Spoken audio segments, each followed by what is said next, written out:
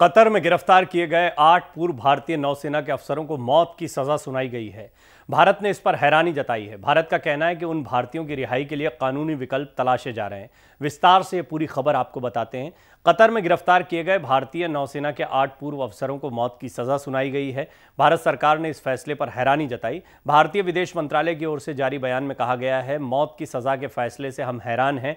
हम फैसले की डिटेल्ड कॉपी का इंतजार कर रहे हैं। हम परिवार के सदस्यों और लीगल टीम के भी संपर्क में हैं। भारतीय नागरिकों की रिहाई सुनिश्चित करने के लिए सभी कानूनी विकल्पों की तलाश की जा रही है। जिन 8 भारतीयों को मौत की सजा सुनाई गई है, उन्हें पिछले साल गिरफ्तार किया गया था। मार्च में उन पर जासूसी के आरोप तय किए गए थे। पूर्व भारतीय नौसैनिकों की बात करें तो उनके नाम हैं captain Navtej Singh Gill, captain Virendra Kumar Verma, captain Saurabh Vashisht, commander Amit Nagpal, commander Purnendu Tiwari, commander Sugunakar Pakala, commander Sanjeev Gupta और रागेश। भारतीय विदेश मंत्रालय के मुताबिक नौसेना के इन 8 पूर्व अफसरों को पिछले साल अगस्त में हिरासत में लिया गया था। पिछले साल 25 अक्टूबर को मीतू भार्गव नाम की महिला ने ट्वीट कर बताया था कि भारतीय नौसेना के 8 पूर्व अफसर 57 दिन से कतर की राजधानी दोहा में गैर कानूनी तरीके से हिरासत में हैं। मीतू भार्गव कमांडर पूर्णेंदु तिवारी की बहन है।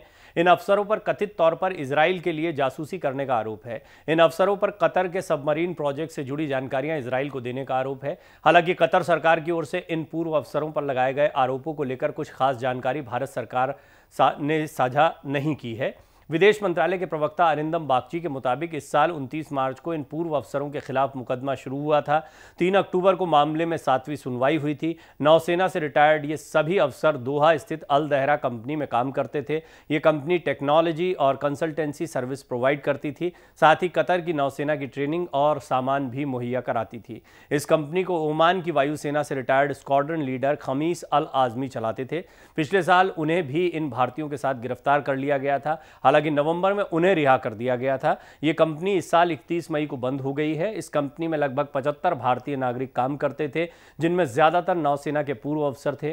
कंपनी बंद होने के बाद इन सभी भारतीयों को नौकरी से निकाल दिया गया। इन पूर्व अफसरों पर कथित तौर पर इजराइल के लिए जासूसी करने का आरोप लगा है। आरोप है कि कतर इटली के साथ सबमरीन को लेकर एक डील कर रहा था, जिसकी जानकारी इन अफसरों ने इजराइल को दी। कतर जिन पनडुब्बियों की डील कर रहा वो कथित तौर पर U212 नियर फ्यूचर सबमरीन का छोटा वर्जन है। इटली इस अत्याधुनिक सबमरीन को जर्मनी की मदद से बना रहा है। रिपोर्ट्स में कहा गया था कि इजराइल पूरे मिडिल ईस्ट में सैन्य प्रौद्योगिकियों को रोकना चाहता है, क्योंकि उसे डर है कि इससे उसकी सैन्य बढ़त कम हो सकती है। हालांकि इजराइल ने इस मामले पर कुछ नहीं कहा था। ये एक बहुत ही गंभीर मसला है और एक डिप्लोमेटिक मसला भी इसमें दिखाई पड़ता है। हालांकि मौत की सजा दे दी गई है इन पूर्व अधिकारियों को, लेकिन इसके बावजूद भारत अब कानूनी विकल्पों को तलाश रहा है।